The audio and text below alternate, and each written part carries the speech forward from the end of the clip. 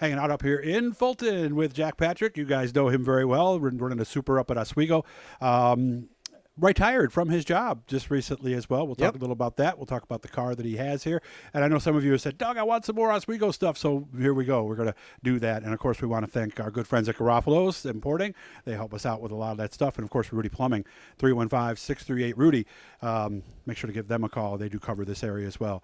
How we doing, first of all? Good. How you doing, Doug? Very well. I know you retired a little while ago. How's that going? It's going good. It's been an adjustment. It's been 9 months for me, and I'm just trying to get used to it, figuring what I want to do. This takes a lot of my time. Luckily, I have a lot going on out here in the garage, but I do have some work coming up in the spring, so I'm going to be busy with that. So I'm trying to get the car pretty well squared away now so I can do my jobs that I got. Gotcha.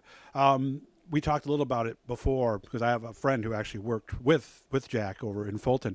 That's an adrenaline job. Is it tough to retire from that and go to a somewhat normal life? Yeah, it's a little bit of an adjustment because, I mean, you go from, going to work and being on edge every day to the stress just melts right off you when you retire from that job. And you don't realize it unless you've been there and done it, and it's just... I still have the adrenaline coming from this, but, I don't get that in the wintertime. It's only summertime, but, I'm enjoying retirement, and I'm enjoying the stress level being down. Okay. So, and like I said, we have a good friend that he used to work with, so big respect to all of you and law enforcement, firefighters, all that kind of stuff.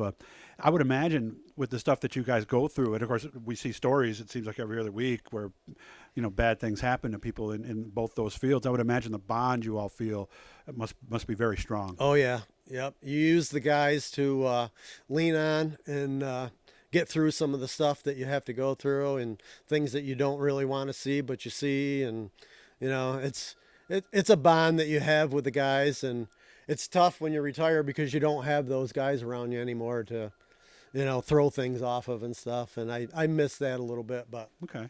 All right, but now more time to work on the race car. I'm going to zoom out and let you see it. Looks like really we're not in bad shape right about now, except with the big hole on the right side there. Yep. The car's not too bad so far. Like I said, we took it down to the frame and replaced all these rods and all the nuts and bolts and all the hymens, all brand new. Any part that gets stressed, I change it. It's just not worth it to me, and to not replace the parts for the money that you spend on the parts. I mean, it's a little bit, but it's even more if you end up breaking a bolt or something and crashing the car. So. And you did have a crash, so imagine we took a little extra care on the right front and the right side of this car. Yeah, we had a crash last year. We went into the front straightaway wall, fourth turn, pretty hard. I lost the steering on it. I think I broke a part in the axle, and I lost the steering, and it just went right in the wall hard. We came close to flipping it over, and thank God I didn't do that. But yeah, the car had a lot of damage, and I changed everything on it. I mean, we had all new axle, and all the parts on the front end were all brand new. So now, do you have to have an axle specially made when yes. that happens? Yeah, these axles. Well, I had 3 of them last year, so I still got 2 left, and I actually have 2 more getting rebuilt right now. So okay. You got to have spare axles on these cars, definitely. Yeah, because it's not like when I called you earlier, I can just run over to Scott Jeffries and they got them in stock. And right. Yeah, we don't have that luxury. These are, one-off axles, and, most everybody else is running independent front suspension, but, I'm one of the only ones that run the straight axle. Me and I think Jeff Abel does as well. Well, he won a big race there at the end of the year. He did well. So his car's good. Is it a disadvantage? I don't know what the disadvantage or the advantage is, as far as the independent, because I've never run an independent. But I've heard that they're a little smoother steering wise and a little more reactive, to you.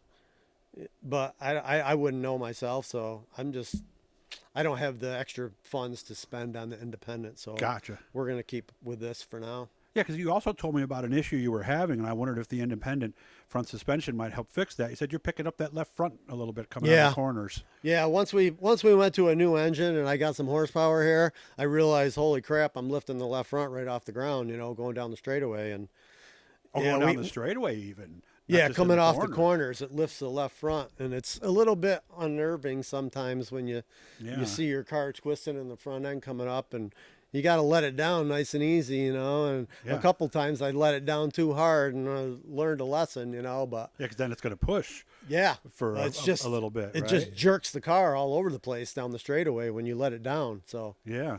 Yeah, because you got to get it off the gas slowly. yep, At that smooth. point, You got to and be where- these cars are you got to be really smooth on and off the gas. Yeah, and you need 2 tires to turn in the front. Yep. So that could affect you going Absolutely. to the corner as well. Yep. So might we do that some point down the road, or we kind of got what we've got? It's kind of a driving thing, I think, more than anything.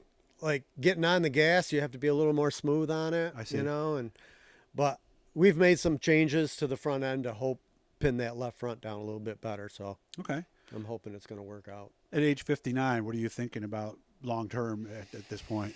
I don't know about long term anyway. Did you just go season to season? at Yeah, this point, we're pretty kinda- much, or- I'm kind of like winding down here, you know. In the end, I raced the SBS for all these years, and I wanted to try a super modified, and I figure I was going to do it for a few years and see what happens. I was hoping that I was going to maybe get some help, but I haven't really got a lot of help. So these cars are so much work compared to the SBS. They're a lot more work, and I'm getting to the point where I really can't do it on my own. And Okay. you know, so I don't know what I'm going to do yet. Okay. But I'm going to definitely race this year in the super, and then we're going to see how it goes this year and make decisions from then. Something you want to accomplish that we haven't done yet? Feature win. Okay. I definitely want to get a feature win. I mean, that's been my goal. You know, well, my first goal was a heat win, so we got that. You know, and Solid one in the Classic too. So yeah, we wanted a good run in the Classic. We got 7th. You know, so now we're working for that heat or the feature win, and I'm Okay. hoping it's going to come this year. We're going to work for it. Okay. And I don't want you to get too specific because, like I said, we're going to do another video where we're going to go through the changes. Are they significant enough, or we're starting with a blank sheet of paper, or are we just tweaking that first week, do you think? Probably just tweaking. Okay. Yeah.